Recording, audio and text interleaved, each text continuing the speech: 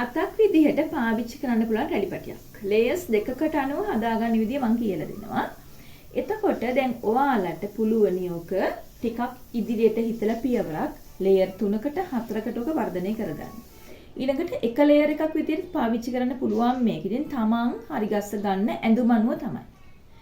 ඊළඟට මේක දැන් සාමාන්‍යයෙන් ඔක බොහොම සරල විදිහට තමයි ඔක කියලා දෙන්නේ මම.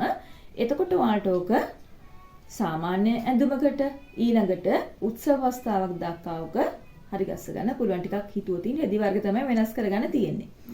ඊළඟට මේක බෙඩ් ජැකට් එකකට ඊට පස්සේදී කාන්තා හලම ඇඳුම් වලට ගවුම් වලට බ්ලවුසස් වලට ඒ වගේ ඊට පස්සේ නයිට් ඩ්‍රස් වලටත් මේක පාවිච්චි කරන්න පුළුවන්. ඒ කියන්නේ ටිකක් මේක ඉදිරියට හිතුවොතින් ගන්න පුළුවන් වැඩ ගොඩයි. හරි ලේසි. ඉතින් මේක මේ තියෙන මම ඇඳලා රැලිපටිය. ලේයර්ස් දෙකක් හැටියට මම ඇඳගත්තේ. එකක් ටිකක් උඩ එක ටිකක් කොටට තියෙන්නේ. නේ? ඔන්න ඒ විදිහට ගන්නවා. එතකොට දැන් මේ වගේ රැලිපටියක් හදාගන්න නම් අපි පොඩි ගණනය කිරීමක් කරන්න ඕනේ. ඒ ගණනය කිරීම සඳහා අපි මහන ඇඳුමේ උරහිස මූට්ටු කරලා මුළු අත්කට වට ප්‍රමාණය හොයාගන්න වෙනවා. එතකොට මේ මම ඇඳලා තියෙන අන්නේ වගේ එකක් මේ තියෙන්නේ උරහිස. ඊළඟට මෙතන තියෙනවා පිටිපස කර මේ ඉදිරිපස කර මේ ඉදිරිපස මැද මේ තියෙන පිටුපස මැද ඊළඟට මේ තියෙන අත්කට පිටිපස අත්කට ඉදිරිපස අත්කට සහ අංශ දෙක. දැන් අපිට අවශ්‍ය වෙන මේ ටික මේ ප්‍රමාණය අත්කටේ මුළු ප්‍රමාණය අපි මැනලා ගන්නවා. දැන් මම මේක උපකල්පනය කරලා ගන්නා ප්‍රමාණයක් සාමාන්‍යයෙන් වලට කියලා දෙන්න. අඟල් 22ක් තියෙනවා කියලා මේකේ. අඟල් 22ක් තියෙනවා කියලා අපි හිතනවා. එතකොට ඊට අනුකූල චූටි බොහොම පොඩි මෙෂර්මන්ට් ටිකක් ගණනය කරගන්න තියෙනවා ඔයාලට. මෙන්න මෙහෙමයි. ඔය අපි දැන් හොයාගත්ත අඟල් 22 කියන ප්‍රමාණය නේද? එතකොට 22 කියන ප්‍රමාණය අපි බෙදනවා දෙකට බෙදලා අපිට අවශ්‍ය රැලි ප්‍රමාණය අපි ඔකට එකතු කරගන්න ඕනේ. ඉතින් මම ඔකට සාමාන්‍යයෙන් අඟල් 5ක් විතර එකතු කර ගන්නවා. ඉතින් ඔයාලා කැමති ප්‍රමාණයක් ඔකට එකතු කරගන්න පුළුවන්. 5යි. එතකොට 22 දෙකට බෙදුවා 11යි. 11ට 5ක් එකතු කරාට පස්සේ එනවා අඟල් 16 කියන ප්‍රමාණය. දැන් ඔන්න ඔක තමයි අපිට ඕනේ. ඊළඟට දැන් අපි රැලිපටිය ඇඳ ගන්න යන්නේ. මෙන්න මේ විදිහට අපි දෙකට නවලා තියෙන විදිහට තමයි ඇඳගන්නේ. ඒ කියන්නේ අපි ගණනය කරේ විදිහටනේ. ඒකයි. එතකොට දැන් මම රැලිපටියේ පළල අඟල් 4ක් හැටියට ගන්නවා. කියන්නේ පළවෙනි ලේයර් එක ඔයාලා කැමති ප්‍රමාණයක් ඔයාලට ගන්න පුළුවන් අවශ්‍ය විදිහට. මෙන්න මේ අඟල් 4ක් පළලට ඕක අරගෙන ඊළඟට දැන් මම හොයාගත්ත අඟල් 16ක් උසයි කියලා නේද? ආන්නේ 16 මේ පල්ලෙහාට ඔන්න වගේ දික් කරලා කොටුවක් විදිහට ඇඳ ගන්නවා. ඊට පස්සේදී දැන් අපි බලමාටිය පිහිටන්න ඕනේ මේ පැති දෙකට. හරිනේ? උඩ තියෙන නැම්මක්. ඊළඟට මේකේ පළල අපි ගත්ත අඟල් 4යි කියලා උස ගත්ත 16යි කියලා. මේ පැත්තේ තියෙන වාටිය මේ පැත්තේ තියෙන අපි අත්කටට අල්ලන පැත්ත. ඊළඟට අපි මෙන්න මෙතනින් කියන්නේ මේ වාටිය පැත්තෙන් මේ පැත්තේ ඉඳලා මෙහෙට අඟලක් ලකුණු කරලා මෙන්න මේ විදිහට මේක හැඩ කරලා අඳිනවා. ඔය විදිහට අඳින්න. හරිනේ? ඊට පස්සේ ඔකේ දෙවනි ලේයර් එක දැන් අපි අඳින්න ඕනේ. දෙක අඳින්න මෙන්න මෙහෙමයි. දැන් මීට වැඩි ටිකක් අඩු වෙන්න එපා. පළලින් අඩු වෙන්න ඕනේ. එතකොට මම මේකට ගන්නවා අඟල් 3ක්. ඊට පස්සේ උස ප්‍රමාණය දැන් මම අර ඔයාලට මතකනේ රූපසටහනේ ඇඳා ටිකක් කොටට ඒක. එතකොට මම ඔය 16න් අඟල් 2ක් විතර අඩු කරගන්නවා. එතකොට 16න් 2ක් අඩු කරනම් 15 ඔයාලා කැමති ගානක් අඩු කරගන්න. මම අතනින් 2ක් අඩු කරලා 14යි කියලා හොයාගත්තා. දැන් මම 14ක් උසට. මොන 14යි මේක? අඟල් 3ක් පල්ලයි මේ තියෙන නැම්ම. ඔන්න කොටුව ඇඳගත්තා. අඟල් 3ට 3 වැඩි කිරීම 14. 3යි 14 කොටුවක් තමයි තියෙන්නේ. ඊළඟට මේ වගේ මම අඟලක් මෙතනින් තියන්නේ නැහැ. කෙලින්ම මේ කොනටම මේ පැත්තේ ඉඳලා මෙන්න මෙහෙම හැඩය ඇඳ ගන්නවා. හරිද? එතකොට මේ පැත්තේ තියෙන්නේ වාටිය. මේ කෙලි රේඛා වාටිය වෙනවා. මේ හැඩය තියෙන පැත්ත අපේ අත්කට වෙනවා. එතකොට මෙන්න මේ ටික අපිට අවශ්‍ය වෙන්නේ නැහැ. ওই ටික කැපිලා යනවා. මේකෙත් මේ ටික කැපිලා යනවා. දැන් අපි බලමු මේකේ රෙද්දේ ඇඳලා කොහොමද හරි ගස්සගන්නේ කියලා. දැන් මම මෙන්න මේ වගේ අර කොටස් දෙක කපා ගත්තා. මේ තියෙන ලේයර්ස් දෙක.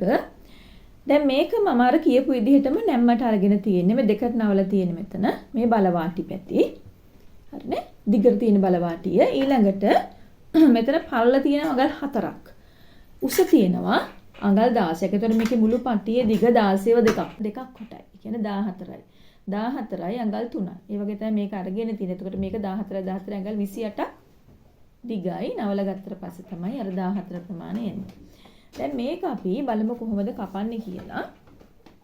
දැන් මේ නැම්ම පැත්තෙන් නෙමෙයි අනිත් පැත්තෙන් දැන් මම මේ පැත්ත ගන්නවා වාටිය හැටියට. මේ පැත්ත ගන්නවා අත්කට හැටියට. එතකොට මේ වාටියේ පැත්තේ ඉඳලා මම අඟලක් ඇතුලේ. ඉතින් ඔයාලට පුළුවන් මේක චුට්ටක් ඇඩ්ජස්ට් කරගන්න. අඟල සම්මතයක් නෙවෙයි. ඔන්නෝම අරගෙන ඊට පස්සේදී මම මේක ගානට අඳිනවා. මේ හැඩයකට මේක අඳිනවා. සාමාන්‍ය හැඩයකට. ඊළඟට මම මේක කපනවා දැන්.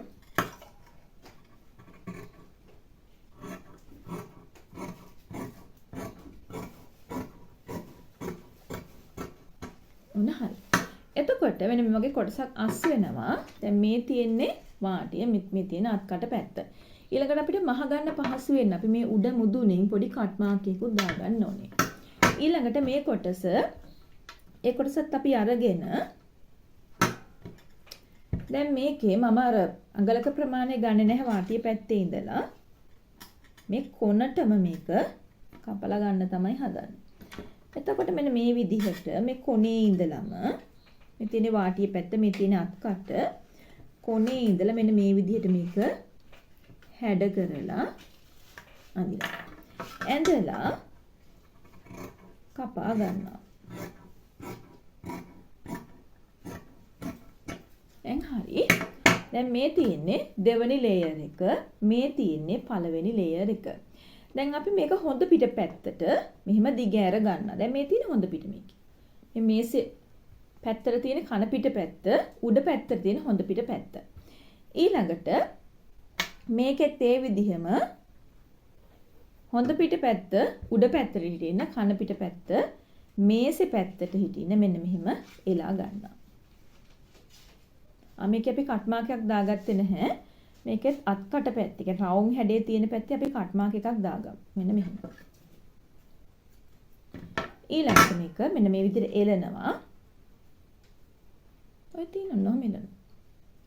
හරියට කට් මාක් එකට කට් මාක් එක සෙට් වෙන තියන්න මෙහෙම. තියලා මේ විදිහට දෙපැත්තට ගානට තියන්න. හරිනේ? ඊට පස්සේදී අපිට පුළුවන් මේක හැබැයි තියන්න කලින් පොඩ්ඩක් මේ වාටි මහ ගන්න ඕනේ. ඉතින් ඔයාලා කැමති විදිහකට පයිපින් එකක් ගහලා හරි කැමති විදිහකට වාටි දෙක මහ ගන්න. මහල ඉවර වෙලා මේ දිගටම මේ රවුම් හැඩේ තියෙන අත්කට පැත්තේ පල්ලෙහා ඉඳලා දිගටම නම්බර 5ට 4ට වගේ දුර මැස්මට දාලා මේක මහගෙන යන්න ඕනේ. දැන් මම මේක මේ මහ ගත්තා. ඉතින් ඔන්න වගේ එකට තියලා ලේයර්ස් දෙක වෙන වෙනම තියෙන ලේයර්ස් දෙක එකට තියලක මහන්න. මම රෝස පාට නූලෙන් මෙහුවාට පේන්න ඕන නිසා ටිකක් ඔන්න මොක මහන. ඔයාලට පුළුවන් තව ඕනනම් මේක ටිකක් අතර පරතරේ තියන්න. ඔය මම දැන් අඟලයිනේ අඩු කරේ පළවෙනි ලේයර් එකට වැඩිය දෙවෙනි ලේයර් එකේ පල්ල අඟලයි අඩු කරේ. ඔයාලට පුළුවන් ටිකක් මේක වෙනස් කරගන්න. අඟල් එකමාරක් දෙකක් වගේ මේක කොට කරගන්නත් පුළුවන්. ඉතින් ඔයාලගේ කැමැත්ත. ඊළඟට මේ මම මැද තියලා තමයි මේක තියලා මහගත්තේ. එකට තියලා මහගත්තට පස්සේදී අපිට පුළුවන් මේක කියන්නේ මොකක් හරි එක නූලක්. මහගත්ත නූල් දෙකෙන් එකක් අපි දුර මැස්යෙන් මහලා තියෙන්නේ. එකක් අපේ වම් අතින් මේ විදිහට අල්ලගෙන දකුණු අතින් අපිට පුළුවන් මෙන්න මේ විදිහට මේක රැලි කරන්න. ඔය වගේ ඔයාලගේ අත්කටේ ගන්නට ඔය රැලි පටිය රැලි කරලා අල්ල ගන්න තමයි තියෙන්නේ. අඳුමට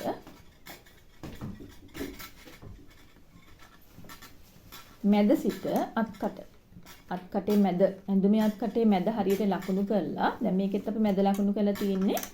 මේකේ අපි කට් මාක් එකක් දාගත්තා. ඔයාලට මතක ඇති. අන්න මේ දෙක එකට එක සෙට් වෙන්න සමානව රැලි දෙපැත්තට විහිදෙන ආකාරයට ඔයාලට පුළුවන් මේක ක්‍රමවත්ව අල්ල ගන්න.